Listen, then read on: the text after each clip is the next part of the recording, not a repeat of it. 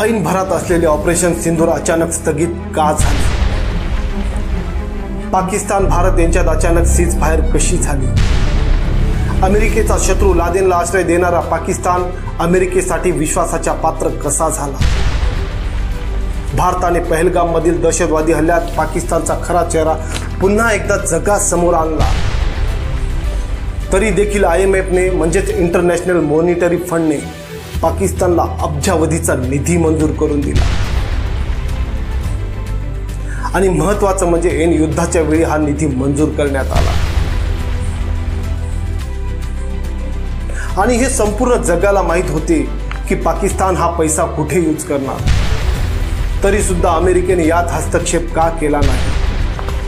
चीन, तुर्की आणि झाटभर असलेल्या अझरबैजान सारख्या देशांनी पाकिस्तानला उघडपणे पाठिंबा दिला. मोदींना आपला मित्र म्हणणारा डोनाल्ड ट्रम्प भारताच्या बाजूने उभा का राहिला नाही? वारंवार आपल्या पाठीत खंजीर खुपसणारा आणि दहशतवाद पोसणाऱ्या पाकिस्तानच्या एका फोनवर आपण शस्त्रसंधी का केली? अमेरिका या सीज फायरचे श्रेय का घेते? असे अनेक प्रश्न आहेत. या सर्वच घटनांचा आढावा घेऊ या व्हिडिओच्या माध्यमातून. नमस्कार, मी कैलास, तुम्ही बघताय नमस्ते महाराष्ट्र.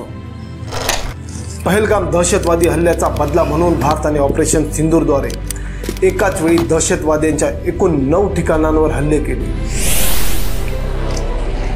फक्त POK नाही तर थेट पाकिस्तानमध्ये घुसून जी दहशतवादी स्थळे होती ती अचूकपणे उद्ध्वस्त केली. आणि पाकिस्तान एवढा हादरला की त्याने भारतीय सीमा भागातील शहरे आणि सैन्य ठिकाणांवर ड्रोन व क्षेपणास्त्राद्वारे हल्ला केला. पण भारतीय सैन्याची जय्यत तयारी आणि तत्पर कार्यक्षमतेमुळे पाकिस्तानचे हल्ले निकामी ठरले. प्रतिहल्ला करताना पाकिस्तानच्या अनेक महत्त्वपूर्ण ठिकाणी लक्ष करून भारतीय सैन्याने आपली ताकद दाखवली. सर्वच आघाड्यांवर भारताने लक्षणीय आघाडी मिळवली. हडबडून गेलेल्या पाकिस्तानची बाजू कमालीची लंगडी बनली आणि नेमके त्याच वेळी युद्धबंदीची घोषणा झाली. Both sides would stop all firing and military action. ज्या पहलगाम हल्ल्यामुळे संपूर्ण भारतवासियांमध्ये तीव्र संताप होता तो ऑपरेशन सिंदूरमुळे विजय आणि उत्सवात रूपांतरित झाला. परंतु अनपेक्षित शस्त्रसंधीमुळे युद्ध अचानक थांबले. एकंदरीत विचार करता शस्त्रसंधी आवश्यक होतीच, मात्र त्याचे टायमिंग चुकले की ते साधले, की ती करण्यात आली की दबावामुळे झाली. या शस्त्रसंधीचे श्रेय अमेरिका का घेते? भारताने अद्याप त्याचे खंडन का केले नाही?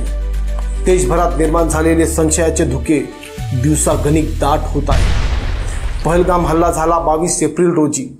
त्यानंतर भारताने जलसिंदूर करार स्थगित केला. पाकिस्तानी नागरिकांचा व्हिसा रद्द करून त्यांची हकालपट्टी केली. इतर देशांच्या राजदूतांना हल्ल्याची माहिती दिली.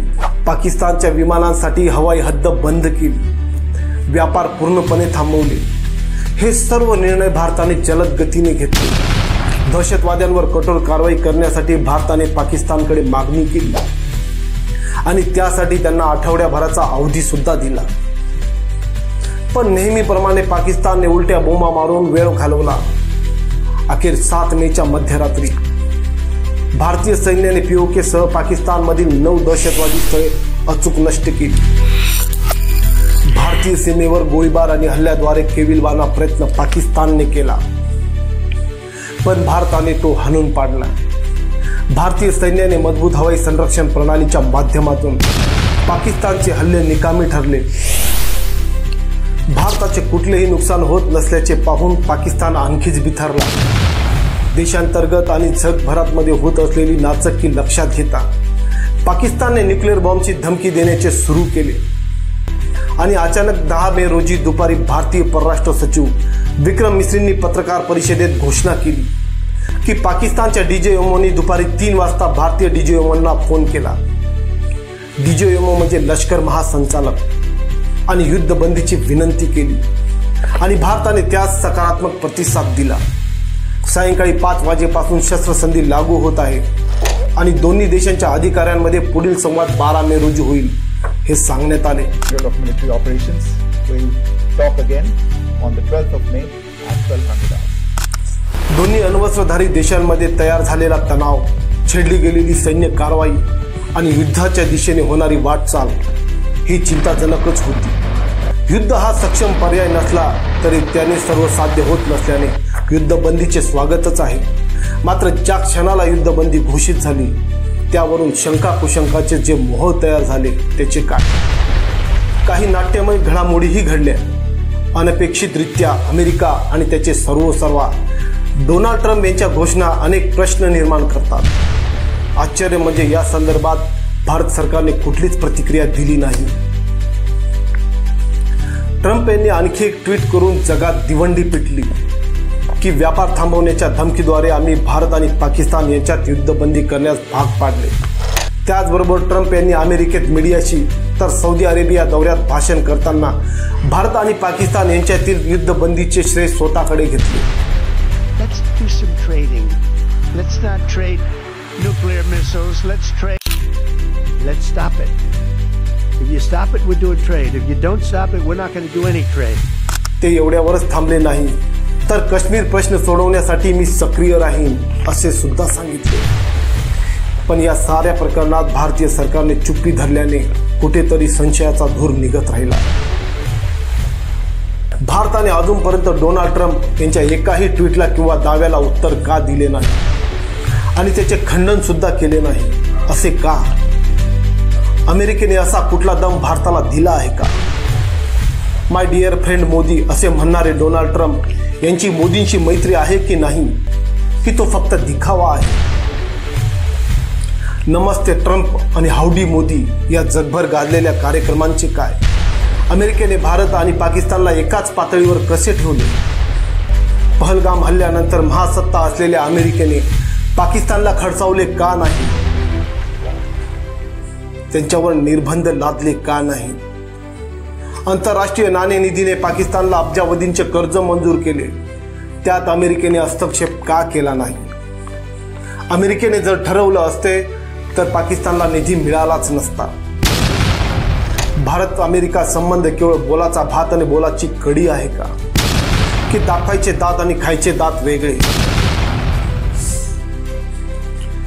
परराष्ट्र मंत्रालयाच्या प्रवक्त्यांनी फक्त एवढेच स्पष्ट केले की काश्मीर प्रश्नात तिसरा देश किंवा संस्थेचा हस्तक्षेप नाही आणि भारत पाकिस्तान हे दोघेच तो प्रश्न सोडवतील आणि त्यावर चर्चा करतील।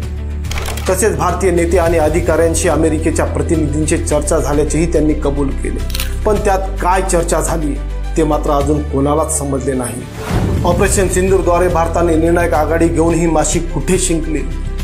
विश्वासघातकी पाकिस्तानच्या एका फोनवर आपण विश्वास ठेवला, तो कसा?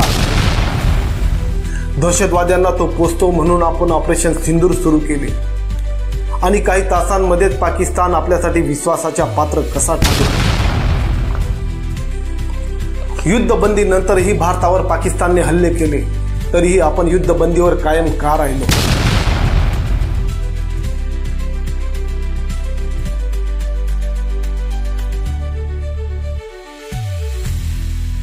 आपल्यावर कोणी दबाव आणला का?